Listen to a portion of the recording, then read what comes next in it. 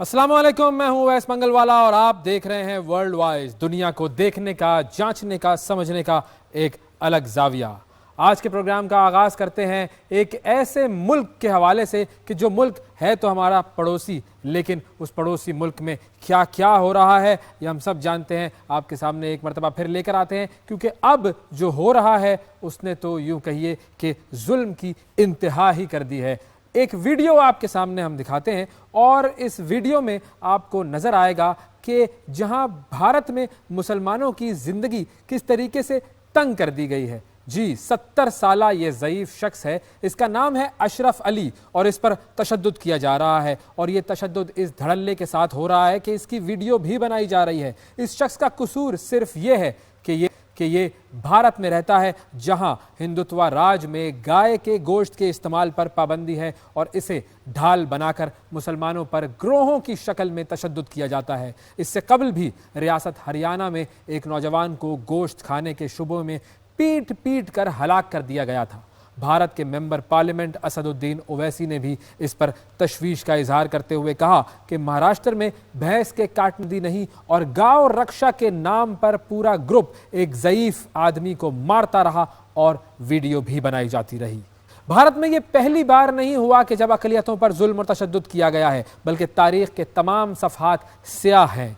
तारीख पर नज़र डालें तो तक़सीम हिंद के बाद से भारत में रह जाने वाले मुसलमानों पर तशद्दुद शुरू किया जाता है 1948 में और उस वक्त से लेकर अब तक हज़ारों वाक़यात रिपोर्ट हो चुके हैं। फिर चाहे वो 1960 में ज़बीहे पर पाबंदी के कवानीन की आड़ में तशद्दुद हो, या फिर 1980 के फ़िरका वाराना फसादात, या फिर 1987 में जहाँ पर गाय के गोश्त के इस्तेमाल के इल्ज़ामात से तशद्दुद को बढ़ावा दिया गया। लेकिन अब मामलात मजीद बिगड़ चुके हैं, क्योंकि बीजेपी के इक़्तिदार में आने के बाद से इन वाक़यात को सरकारी सरपरस्ती हासिल हो गई है। गांव रक्षा के नाम पर मुसल्लह तंजीमें बनाई गई हैं, मुसल्लह ग्रोह, मुनज़्ज़म ग्रोह ये काम करने लगे हैं और अब ये वाक़यात पे दर पे रोनमा हो रहे हैं। 25 अगस्त को इसी तरह का एक वाक़या भारतीय खबरों की सुर्खी बना, लेकिन इस बार कत्ल होने वाला कोई मुसलमान नहीं था, बल्कि एक ऊंची ज़ात का हिंदू था। जब मवेशियों के स्मगलरों की तलाश में निकले हुए गांव रक्षकों ने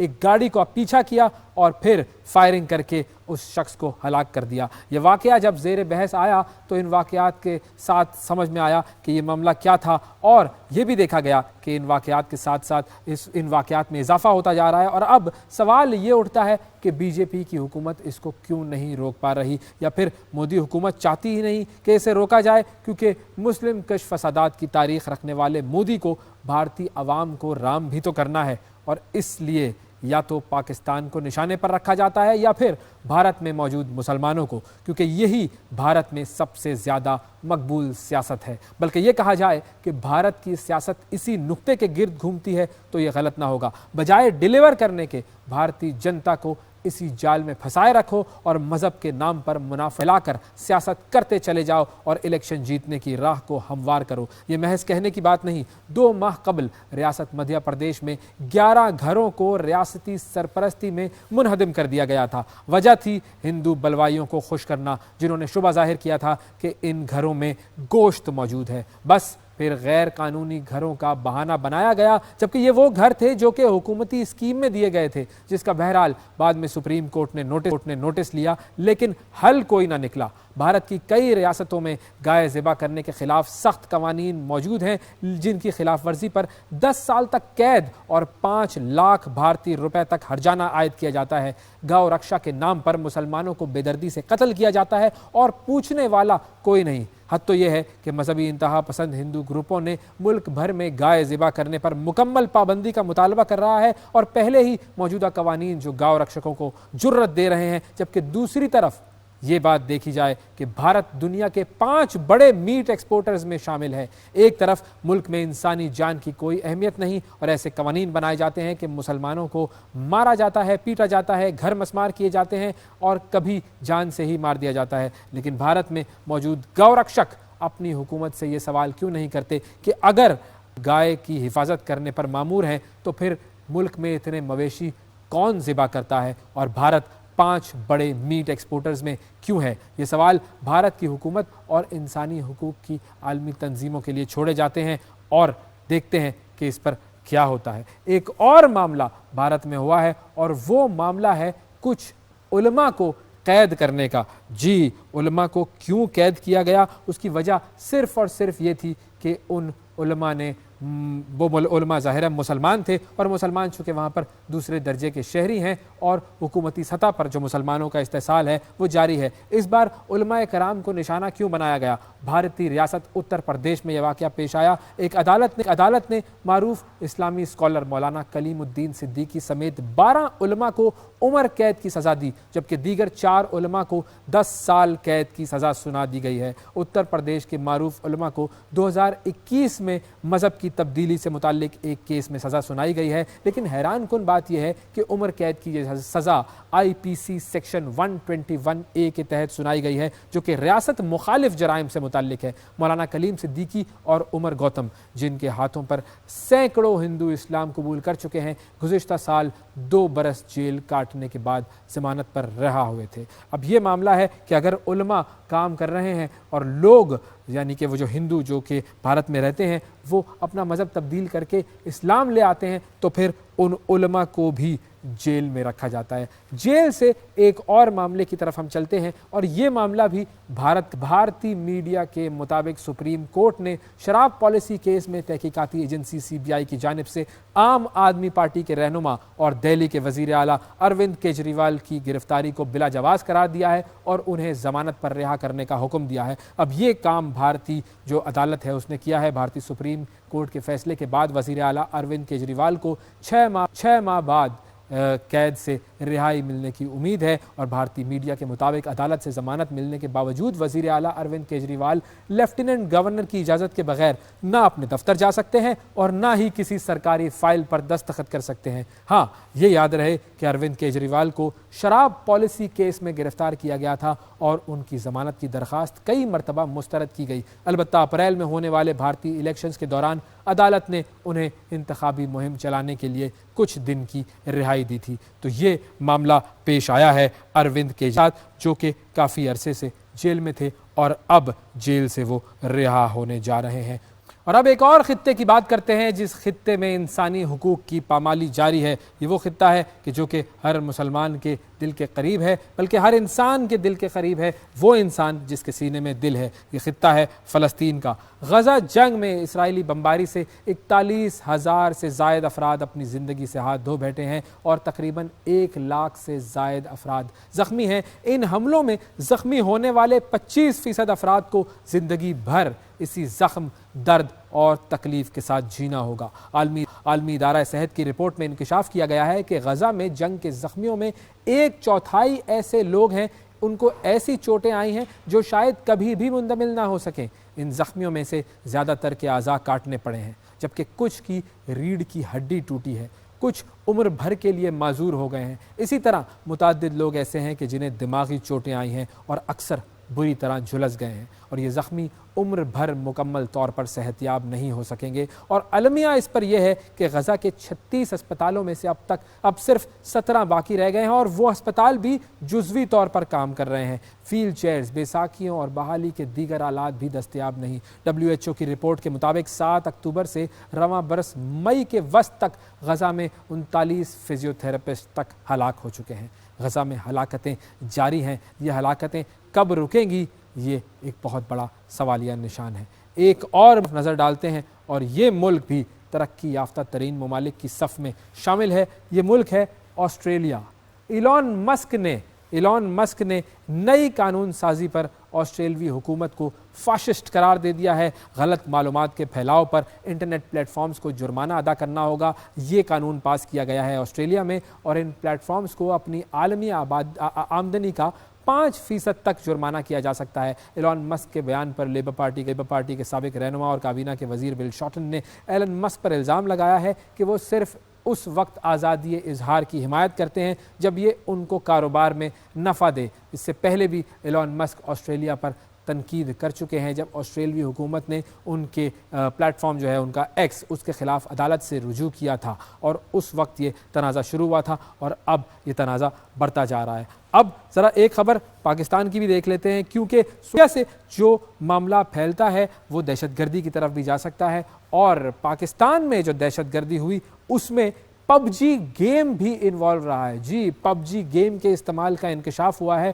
پاکستان میں دہشت گردی کے واقعات میں۔ اب یہ پب جی گیم کس طریقے سے دہشت گردی سے کنیکٹڈ ہے یہ میں آپ کو بتاتا ہوں۔ پولیس حکام کے مطابق سوات میں پکڑے گئے تینوں دہشت گرد پب جی گیم پر چیٹ کرتے تھے، اور دہشت گرد پب جی گیم میں چیٹ گروپ بنا کر معلومات شیئر کرتے تھے اور میگنیٹ آئی ڈی بنا کر حملے کرتے تھے۔ پولیس حکام کا کہنا یہ تھا کہ ٹیلی گرام کے بعد اب پب جی گیم استعمال کیا جانا اس بات کا ثبوت ہے کہ دہشت گرد ٹیکنالوجی کے ذریعے اپنی کارروائیاں کرنے میں مصروف ہیں، اور گرفتار دہشت گردوں کے افغانستان میں روابط کا بھی انکشاف ہوا ہے۔ اب دیکھ لیجئے کہ جو سوشل میڈیا اور جو گیمنگ ہے وہ کس طریقے سے انسان کو مزید سفاک بنا رہی ہے۔ بہرحال انسان کچھ عجیب سی ہی مخلوق ہے۔ ایک اور ملک کی طرف ہیں اور وہاں پر جب آپ کو پتہ چلے گا کہ کیا ہوا ہے تو پھر آپ جانیں گے کہ واقعی جو انسان ہے وہ کتنا عجیب ہے۔ یہ ہے جی نمیبیا کا ملک، اور افریقہ کا یہ ملک نمیبیا جو ہے اس میں اعلان کیا گیا ہے، یہ اعلان ہے کہ ہاتھی اور زیبروں سمیت 700 سے زائد جنگلی جانوروں کو مارا جائے گا۔ اب یہ کیوں مارا جائے گا یہ میں آپ کو بتاتا ہوں۔ حکومت کی جانب سے اعلان کیا گیا ہے کہ ملک میں چونکہ بدترین خشک سالی ہے، قحط ہے، اور اسی کو مد نظر رکھتے ہوئے 83 ہاتھی، 30 گینڈے، 60 بھینسیں، 50 امپالا ہرن، 100 بلو وائلڈ بیسٹ اور 300 زیبرا کا نیشنل پارک سمیت دیگر علاقوں سے شکار کر کے لایا جائے گا اور انہیں لوگوں میں کھانے کے لیے تقسیم کر دیا جائے گا۔ رواں سال مئی کے مہینے سے ہی خشک سالی کی وجہ سے ریاستی ایمرجنسی لگی ہوئی ہے نمیبیا میں۔ ایک اندازے کے مطابق خشک سالی کے باعث نمیبیا کی آدھی آبادی خوراک کی قلت کا شکار ہے، اور اب نمیبیا کی حکومت نے یہ اعلان کیا ہے کہ وہ جانوروں کو ماریں گے اور لوگوں میں یہ گوشت تقسیم کر دیں گے تاکہ لوگ کھا سکیں اور اپنے پیٹ کی آگ بجھا سکیں۔ یہ تو تھی کچھ ایسی خبریں جو کہ دنیا بھر سے ہم نے آپ کے لیے اکٹھی کی۔ اب ایک چھوٹا سا وقفہ ہمیں لینا ہے، وقفے کے بعد جب ہم دوبارہ آپ کی خدمت میں حاضر ہوں گے تو کچھ اور معاملات پر بات کریں گے۔ یہ ہے ورلڈ وائز، ہمارے ساتھ رہیے گا۔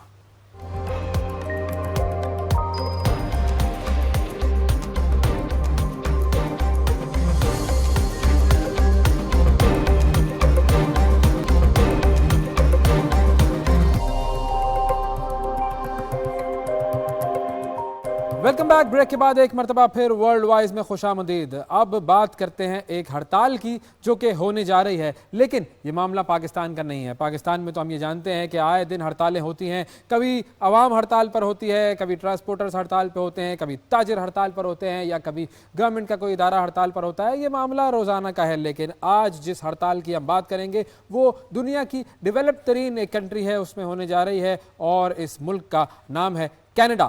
کینیڈا کی جو سب سے بڑی ایئر لائن کمپنی ہے جس کا نام ہے ایئر کینیڈا کے پائلٹس ہڑتال پر جانے والے ہیں، بلکہ یوں کہیے کہ یہ ہڑتال بس اس کا آغاز ہوا چاہتا ہے، ہڑتال شروع ہوئی چاہتی ہے۔ معاملہ یہاں پر بھی تنخواہوں کا ہے، تنخواہوں کے معاملات جو ہیں وہ سیٹل نہیں ہو پائے، اور اس کا جو تنازع ہے وہ ڈیڈ لائن کے قریب پہنچ گیا ہے، لیکن دونوں فریقین اب تک ایک پیج پر نہیں آ سکے ہیں، اور معاہدہ تاحال تعطل کا شکار ہے۔ ملازمین کی طرف سے اتوار تک ڈیل اگر نہ ہو سکی تو پھر ڈیڈ لائن دے دی گئی ہے۔ دونوں فریق جو ہے وہ 14 ستمبر کے آخر تک کسی معاہدے پر اگر نہیں پہنچے تو بس پھر ایئر کینیڈا کا فلائٹ آپریشن روک دیا جائے گا۔ اور ایئر کینیڈا کے جو سی ای او مائیکل روسو، انہوں نے یہ کہا ہے کہ ایئر لائن اب بھی معاہدے تک پہنچنا چاہتی ہے، لیکن پائلٹس کی جو یونین ہے ان کی ڈیمانڈز ہم پوری کرنے کی کوشش کر رہے ہیں، لیکن یوں لگتا ہے کہ یہ اونٹ جو ہے وہ کسی کروٹ نہیں بیٹھ رہا۔ اب یہ جب پروازیں رک جائیں گی تو آپ سوچئے کہ کینیڈا کی سب سے بڑی ایئر لائن، جو گورنمنٹ کی جو ایئر لائن ہے، آفیشل ایئر لائن ہے، 670 پروازیں جو کہ روزانہ کی بنیاد پر اس سے افیکٹ ہوں گی، اور تقریباً 1 لاکھ کے قریب مسافر جو ہیں وہ اس سے متاثر ہوں گے۔ یہ سارا معاملہ بس شروع ہوا چاہتا ہے۔ اس حوالے سے ہم بات کریں گے، ہمارے نمائندے سید اجمل حسین ہمارے ساتھ موجود ہیں جو کہ ہمیں کینیڈا سے جوائن کر رہے ہیں، ان سے جانتے ہیں اس ہڑتال کی تفصیل۔ السلام علیکم اجمل صاحب۔ وعلیکم السلام علیہ بھائی. سر بہت شکریہ آپ نے پروگرام کے لیے وقت نکالا. اب پاکستان میں تو ہم یہ سنتے آئے ہیں دیکھتے آئے ہیں کہ ہڑتالیں ہوتی رہتی ہیں, بڑی کامن سی بات ہے, لیکن ایئر کینیڈا کے پائلٹس کی ہڑتال, اس کی وجہ کیا معاملہ ہے جو ابھی تک سیٹل نہیں ہو پایا ہے؟ اویس بھائی, اس کی مین وجہ وہی ہے جیسے آپ نے پہلے بھی ذکر کیا کہ تنخواہ اور دیگر مراد میں اضافے کا مطالبہ ہے. اور ایئر کینیڈا کے پائلٹس کا کہنا ہے کہ ایئر کینیڈا کے پائلٹس کی تنخواہ اور مراد کینیڈا میں چلنے والی دیگر جو ایئر لائن کمپنیز ہیں ان کے مقابلے میں کم ہیں. اور ظاہر سی بات ہے کہ اب جو انفلیشن ریٹ بھی بڑھ چکا ہے دنیا میں ہر جگہ تقریباً, اس سے بھی چیزیں افیکٹ ہوئی ہیں, تو اس وجہ سے ان کا مطالبہ تھوڑا زور پکڑتا جا رہا ہے. تو اب یہ جو ان کی ڈیمانڈ ہے کہ ہماری تنخواہیں بڑھائی جائیں, تو یہ کیا ڈیمانڈ ہے؟ کتنی فیصد تنخواہیں بڑھانے کا یہ کہہ رہے ہیں؟ اصل میں کچھ تفصیل اگر آپ اس کی بتا سکیں. تفصیل یہ ہے کہ یہ تقریباً 10% کا کہہ رہے ہیں کہ مطلب جو موجودہ ہے اس سے 10% بڑھائی جائے. جو میں بھی اس وقت دیکھ رہا تھا تو اس وقت تقریباً پائلٹ جو ہیں وہ 75 اوورس فلائی اوورس مہینے میں کمپلیٹ کرتے ہیں, تو ان کو 100 depends on the pilots experience. So 100 سے لے کے 200 تک پڑتی ہے تنخواہ, 100,000 سے لے کے 200,000 تک ہوتی ہے. یہ پر تو ایئر اس کی میں بات انکم, کر رہے ہیں آپ نا؟ جی پر ایئر کی بات کر رہا ہوں, جی بالکل ڈیفینیٹلی. جی. تو اس میں یہ تقریباً چاہ رہے ہیں کہ 10% کا انکریز کیا جائے, تو جو کہ دوسرے ایئر لائن کے مقابلے میں تھوڑا سا کہہ رہے ہیں کہ ہم ان کے مقابلے میں آ سکتے ہیں. تو اچھا, تو اب یہ جو ایئر کینیڈا کے جو سی ای او ہیں وہ تو کہتے ہیں کہ جی جو تنخواہوں میں اضافے کی ڈیمانڈ ہے وہ تو کافی زیادہ ہے, تو وہ ڈیڈ لاک کہاں پر ہے؟ حکومت کیا کہہ رہی ہے اور سی ای او صاحب کیا کہہ رہے ہیں؟ کتنا % انکریز دینے پر جا رہے ہیں, اور یہ ڈیڈ لاک اب ہے کیا؟ ڈیڈ لاک ابھی تک یہی ہے کہ جو مذاکرات میں ناکامی کی وجہ یہی ہے کہ جو سی او صاحب ہیں یا ایئر کینیڈا کی مینجمنٹ ہے وہ اس مطالبے کو ماننے کو تیار نہیں ہے. ان کا یہی کہنا ہے کہ یہ مطالبہ مطلب ایک غیر معمولی اضافہ ہو جائے گا, جبکہ جو جو پائلٹ ایسوسی ایشن ہے ان کا یہی کہنا ہے کہ انتظامیہ نہیں چاہ رہی ہے. انتظامیہ کا اس میں کارپوریٹ لالچ ہے اور وہ اپنے منافع کی جو شرح ہے اس کو کم نہیں کرنا چاہ رہے ہیں. اور یہ بھی ایک تاثر ہے کہ ایئر کینیڈا جو اپنے منافع کو جگہ جگہ پوسٹ کر رہی ہے, مطلب ڈسپلے کر رہی ہے, تو ان لوگوں کو اندازہ ہے کہ منافع کتنا ہے. تو اس وجہ سے بھی یہ ڈیڈ لاک برقرار ہے کہ ان کا یہ کہنا ہے کہ تنخواہ میں معمول سے زیادہ کا اضافہ ہے جو کہ ایئر لائن برداشت نہیں کر سکتی. جہاں تک حکومت کا تعلق ہے, گورنمنٹ کا تعلق ہے, تو ابھی تک ایئر کینیڈا کی یہ ٹیم ہے, ایئر کینیڈا کی جو مینجمنٹ ہے اس نے گورنمنٹ کو مداخلت کرنے کو نہیں کہا ہے. تو گورنمنٹ ابھی تک اس معاملے سے دور ہے. ابھی تک یہ معاملہ صرف پائلٹ ایسوسی ایشن اور ایئر کینیڈا کی انتظامیہ کے بیچ میں مذاکرات کے ذریعے حل ہونے کی کوشش ہو رہی ہے. تو کیا کوئی امید ہے کہ اگر یہ دونوں اپنے معاملات طے نہیں کر پائے تو پھر گورنمنٹ بھی درمیان میں آئے گی اور اس ہڑتال کو کسی طریقے سے اوائڈ کیا جا سکے گا؟ گورنمنٹ کو بالکل گورنمنٹ آئے گی اور گورنمنٹ کو آنا پڑے گا, ورنہ یہ معاملہ شاید طول پکڑ سکتا ہے. بالکل آپ کی بات صحیح ہے, اور گورنمنٹ آئے گی. اچھا, اب ہڑتال کب سے شروع ہونے کی امید ہے؟ کیونکہ ڈیڈ لائن جو ہے وہ تو بس قریب آ ہی گئی ہے. ہاں, میرا خیال یہ 17 ستمبر سے تک ہے ان کے پاس, جو انہوں نے ٹائم دیا پائلٹ ایسوسی ایشن نے, کہ 17 ستمبر تک اگر مطالبات نہیں مانے گئے تو پھر ہڑتال پہ جائیں گے. اچھا, اور جو فلائٹ آپریشن اس سے متاثر ہوگا اس سے کتنی فلائٹس, کتنے لوگ اور کتنا جو اکنامیکل برڈن ہے وہ سامنے آئے گا؟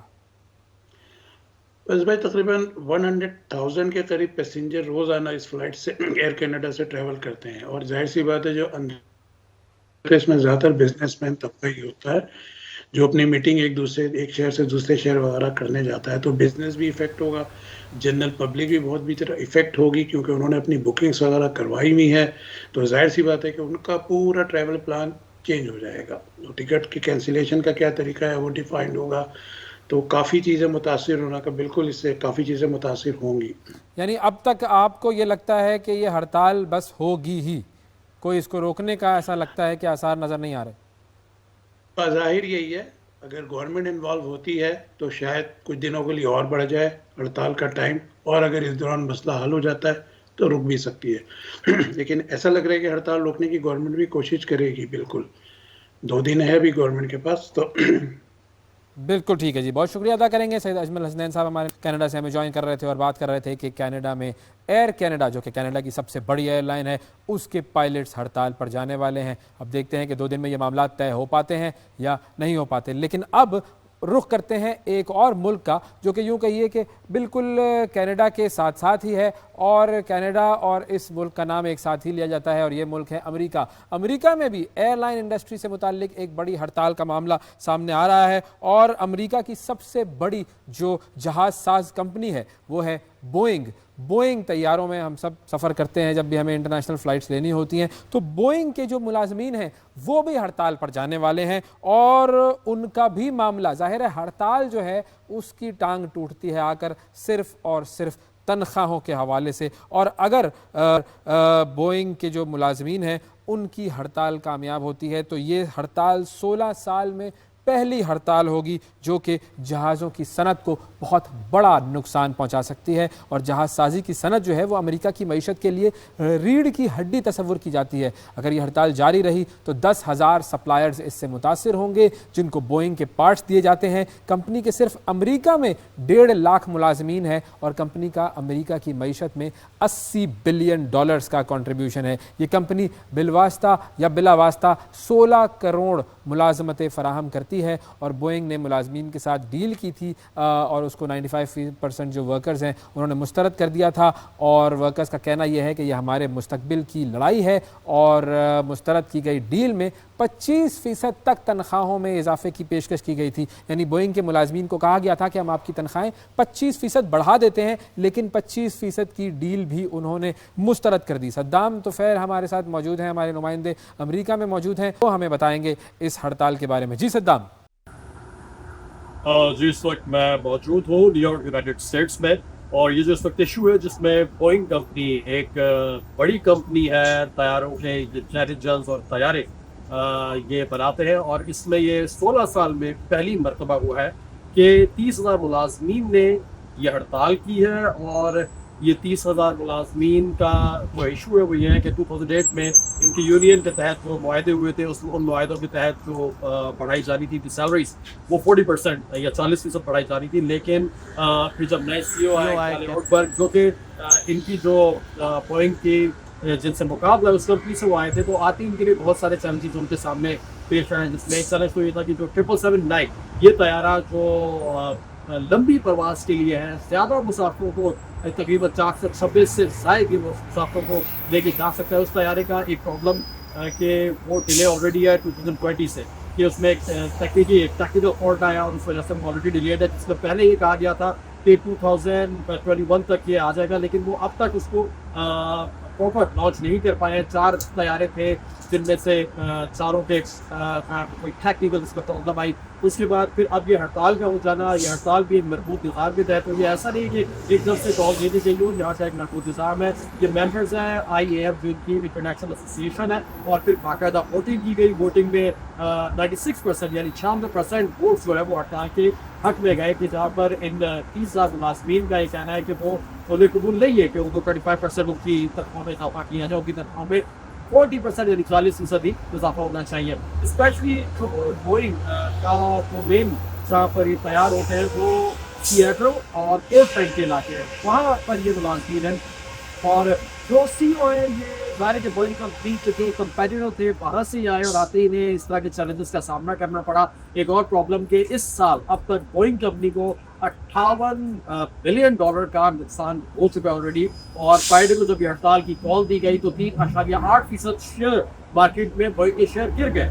اور اگر اسی طرح سستا چلتا رہا تو بوئنگ کو پہلے سے بہت سی مشکلات کا سامنا ہے, بوئنگ کمپنی کی مشکلات میں اضافہ ہوگا. اس وقت مینجمنٹ کی کوشش یہی ہے کہ کسی طرح ملازمین کو مطلب ایک ٹیبل ٹاک کے ذریعے دوبارہ ملازمین اپنا کام جوائن کرے, کیونکہ جیسا کہ میں نے آپ کو پہلے بھی بتایا کہ ایک تو اسپیشلی جو بوئنگ کے سب سے بیسٹ انجنس ہیں جیٹ انجنس 737 وہ یہاں پر تیار ہوتے ہیں. اس کے ساتھ ساتھ 777-9 کا ایشو ہے جو بوئنگ کا, جو یہ آلریڈی تاخیر کا شکار ہے, اور اب مزید تاخیر ہو سکتی ہے. بوئنگ کمپنی اس وقت بہت زیادہ جسے کہتے ہیں ایک دباؤ میں ہے, اور اگر فوری طور پر اس کا حل نہ نکالا گیا تو بوئنگ کمپنی کو ناقابل تلافی نقصان کا سامنا کرنا پڑے گا.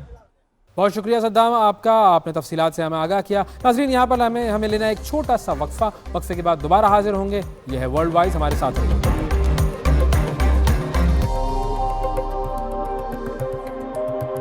Welcome back. بریک کے بعد ایک مرتبہ پھر ورلڈ وائز میں خوش آمدید۔ یہ تو ہم نے سنا ہی ہے کہ گرتے ہیں شہسوار ہی میدان جنگ میں، لیکن شہسوار ہی نہ ہو تو پھر میدان جنگ میں کیا ہوگا؟ ہم بات کر رہے ہیں پاکستان کی پیرالمپکس پرفارمنس کی، اور ہم نے دیکھا کہ پیرس میں 2024 پیرالمپکس میں پاکستان کی طرف سے ایک کھلاڑی حیدر علی کو بھیجا گیا اور اس حیدر علی نے میدان مارا۔ حیدر علی نے برونز میڈل جیتا اور پاکستان کو ارشد ندیم کے گولڈ کے بعد ایک اور خوشخبری دی۔ ہاں یہ الگ بات ہے کہ ہم نے ارشد ندیم کی جس طرح پذیرائی کی اس طریقے سے حیدر علی کی پذیرائی نہیں کی، لیکن اصل معاملہ کیا ہے اس پر ہم بات کرتے ہیں۔ پاکستان کی طرف سے اولمپکس میں 7 کھلاڑیوں کو بھیجا گیا تھا اور پاکستان کی طرف سے پیرالمپکس میں 1 کھلاڑی کو بھیجا گیا۔ اب یہ تعداد جو ہے یہ اتنی کم کیوں ہے؟ یہ معاملہ جو ہے اس پر ہمیں نظر ڈالنی ہے، اور یہ جو 7 کھلاڑی ہم نے اولمپکس میں بھیجے، 1 کھلاڑی پیرالمپکس میں بھیجا، اس کی وجہ یہ نہیں ہے کہ پاکستان میں ٹیلنٹ کی کمی ہے، پاکستان میں کھلاڑیوں کی کمی ہے، نہیں، ایسا نہیں ہے۔ مسئلہ یہ ہے کہ پاکستان میں توجہ کی کمی ہے، اور یہ توجہ ہمیں کہاں نظر آتی ہے یہ ہم دیکھتے ہیں۔ زیادہ دور نہیں جاتے، ہمارے پڑوسی ملک کی بات کرتے ہیں، بھارت کی۔ جی، بھارت کا پیرالمپکس میں 1 میڈل سے شروع ہونے والا سفر اب 29 میڈلز تک پہنچ چکا ہے۔ بھارت نے 2008 میں پیرالمپکس میں 1 میڈل جیتا، 2016 میں یہ میڈلز 4 ہو گئے، 2020 میں ٹوکیو پیرالمپکس میں بھارت نے 20 تمغے جیتے، اور پھر پیرس پیرالمپکس میں 29 تمغوں کی تعداد پر پہنچے۔ اور پیرس پیرالمپکس میں کئی ایسے لمحات آئے جب بھارت کا سینہ چوڑا ہوا، جب شیتل دیوی نے بغیر بازوؤں کے تیر اندازی کا مقابلہ جیتا،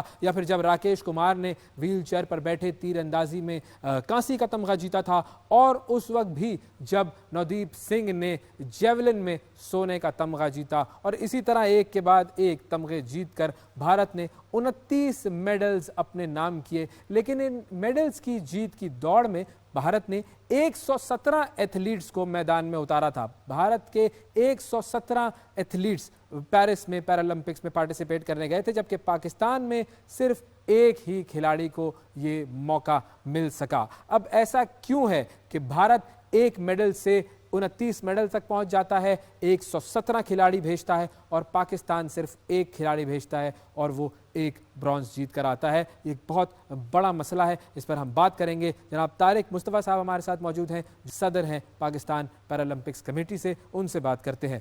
السلام علیکم طارق صاحب۔ وعلیکم السلام۔ طارق صاحب بہت شکریہ آپ کا، پروگرام کے لیے آپ نے وقت نکالا، اور بہت بہت مبارکباد۔ حیدر علی کی پرفارمنس ساری قوم نے دیکھی اور برونز میڈل، بہت مبارک ہو۔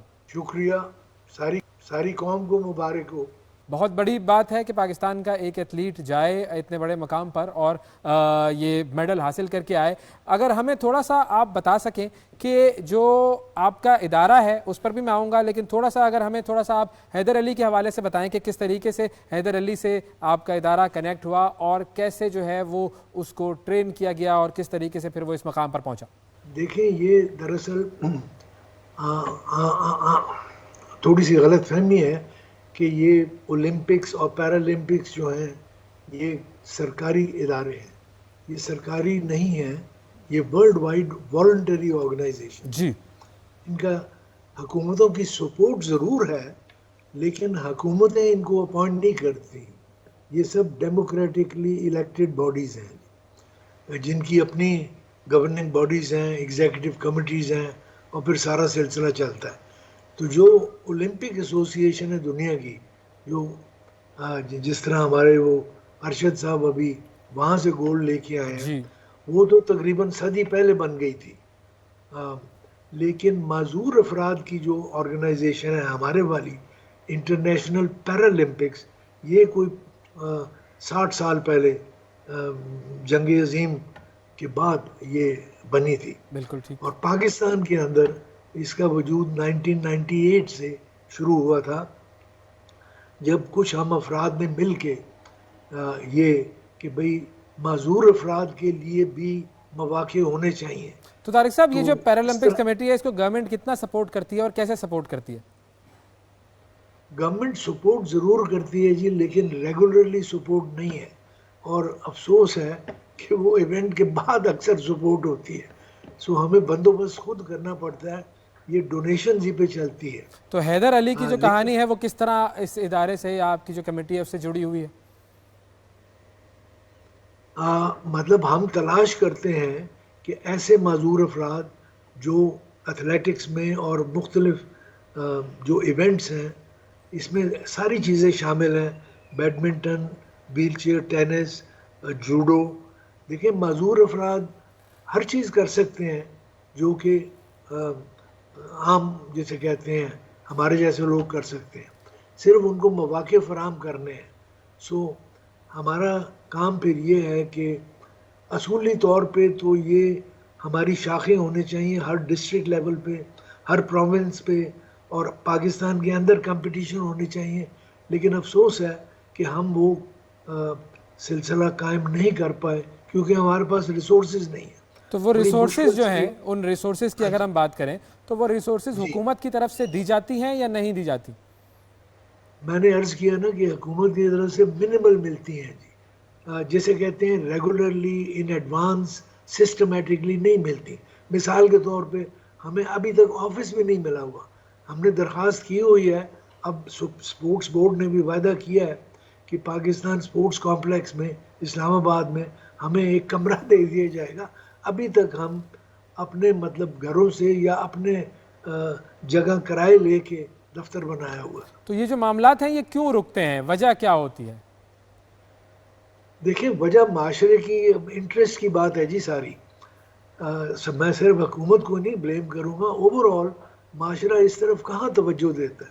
ہمارا بھی رخ زیادہ اس لیے ہوا کہ ہمارے خاندان کے اندر معذور ہے، میری سب سے چھوٹی بیٹی جو ہے وہ معذور ہے، تو اس کی وجہ سے پھر آپ انٹرسٹ لیتے ہیں، ان کا خیال رکھتے ہیں، اور پھر ان کے لیے جب مواقع دیکھتے ہیں کہ دنیا کے اندر بھی ایسی چیزیں ہو رہی ہیں، یہ پاکستان کی بات نہیں ہے، سارے جو ہمارے ڈیولپنگ کنٹریز ہیں، ہندوستان لے لیں، سری لنکا، نیپال، بنگلہ دیش، بدقسمتی سے سب کا یہی حال ہے۔ اچھا، اب آپ نے چونکہ بھارت کا نام لیا تو اسی بات پر آ جاتے ہیں کہ بھارت نے پیرالمپکس میں 2008 میں ایک میڈل جیتا تھا، انہوں نے اس پر کام کرنا شروع کیا اور اس مرتبہ انہوں نے 29 میڈلز جیتے ہیں، تو یہ ایک پروگریشن ہمیں نظر آئی کہ کس طریقے سے پازیٹیو ڈائریکشن میں انہوں نے کام کیا اور ریزلٹس اچیو کیے۔ تو انہوں نے ایسا کیا کیا ہے کہ جس کی وجہ سے ان کو اتنے پازیٹیو ریزلٹس ملے ہیں؟ میں نے عرض کیا نا کہ سلیکشن پروسیس ہے، ٹریننگ ہے ایتھلیٹس کی، دیکھیں نا ہر چیز کو چمکانا ہوتا ہے، بات تو ساری اس پہ۔ میں سمجھتا ہوں کہ حیدر علی کے پاس پوٹینشل ہے کہ وہ ورلڈ بیٹر ہو سکے، ورلڈ ریکارڈز، لیکن اس کے لیے ورلڈ لیول کی کوچنگ چاہیے۔ اب پاکستان کے اندر وہ کوچنگ ہی میسر نہیں ہے، ہم جتنی بھی کوشش کر لیں ایسے لوگ جن کو وہ تجربہ ہو اس لیول کا، سو اگر یہ 2-3 میٹر اور اپنی تھرو بڑھا سکتا تو اس سے بھی بہتر ریزلٹس آ سکتے ہیں، لیکن ہم اس قابل نہیں تھے کہ اس کے لیے انٹرنیشنل کوچنگ کا بندوبست کر سکیں۔ تو اب جب حیدر علی صاحب جو ہیں وہ جیت کر آئے ہیں برونز میڈل، تو اس کے بعد حکومت کی طرف سے کوئی نظر کرم ہونے کی امید؟ یقیناً جی امید ہے، اب ہم 18 تاریخ کو ایک فنکشن بھی کر رہے ہیں، اور ہمارے جو محبوب صاحب ہیں انشاءاللہ وہ شامل ہوں گے، اور ان کے سامنے ہم اپنی ویسے لکھ کے بھی ہم نے بھجوا دیا ہوا ہے۔ دیکھیں گورنمنٹ کے مسائل آپ مجھ سے بہتر سمجھتے ہیں، اس وقت تو ملک مسائل میں گھرا ہوا ہے، لیکن کوئی وجہ نہیں، تھوڑی سی بھی اگر توجہ کی جائے تو ہم ہر چیز اپنی امپروو کر سکتے ہیں، اور اس میں پیرالمپکس کی کارکردگی بھی شامل ہوگی۔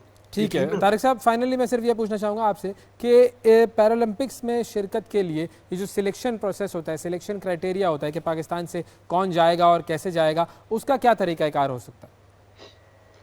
اس کا طریقہ کار جی سوللی پرفارمنس ہے، اس ایونٹ میں آپ کی تھرو یا آپ کی گیم کیسی ہے بمقابلتاً باقیوں کے۔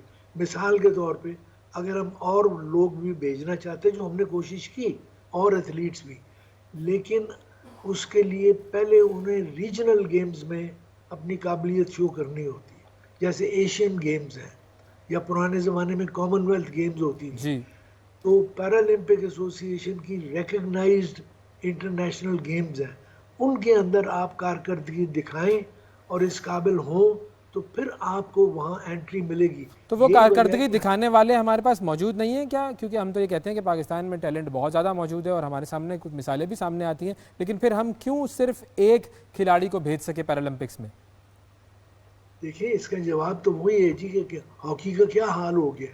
ایک زمانے میں آپ ٹاپ کے اوپر تھے، توجہ نہیں دی، اب آپ جو بھی بہتر سمجھتے ہیں، لیکن وہ گیم نیچے آ گئی.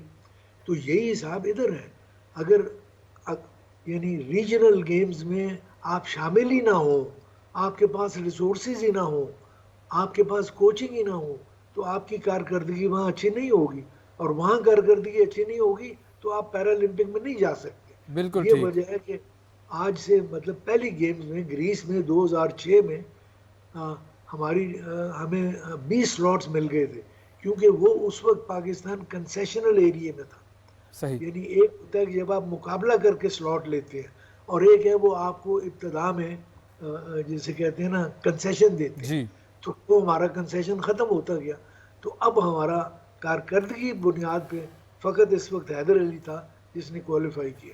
بالکل ٹھیک. بھی بہت شکریہ ادا کریں گے جناب طارق مصطفیٰ صاحب ہمارے ساتھ موجود تھے، پیرالمپکس کمیٹی کے صدر. اور معاملہ جو ہے وہ صرف یہیں پر آ کر رک جاتا ہے کہ توجہ، ہمارے پاس مسئلہ صرف اور صرف توجہ کا ہے. ہم جانتے ہیں کہ ہمارے ملک میں ٹیلنٹ ہے، ہم جانتے ہیں کہ ہمارے ملک میں ایسے لوگ موجود ہیں جو کہ دنیا میں کسی بھی مقام پر جائیں گے وہ پرفارم کریں گے. اس کی مثالیں ہمارے سامنے ارشد ندیم کے صورت میں سامنے آتی ہیں یا حیدر علی کی صورت میں سامنے آتی ہیں. لیکن صرف ایک معاملہ ہے کہ ہم نے توجہ نہیں دی ان لوگوں پر بھی، ان اداروں پر بھی. اور پاکستان سپورٹس بورڈ پر یہ ایک بہت بڑا سوالیہ نشان ہے کہ ایک ایسا بورڈ، ایک ایسا ادارہ بنا ہوا ہے جس کا کام صرف اور صرف یہ ہے کہ وہ سپورٹس پرسنالٹیز کو ڈیولپ کرے اور ڈیولپ کر کے انہیں لے کر جائے، ساری دنیا میں پریزنٹ کرے، اور پھر وہ سارے جو کھلاڑی ہیں پاکستان کے وہ تمغے جیت کر آئیں اور ملک کی شان کو دنیا میں بڑھائیں. لیکن اگر کوئی ادارہ یہ کام نہیں کر سکتا تو پھر اس کے وجود کا کیا فائدہ؟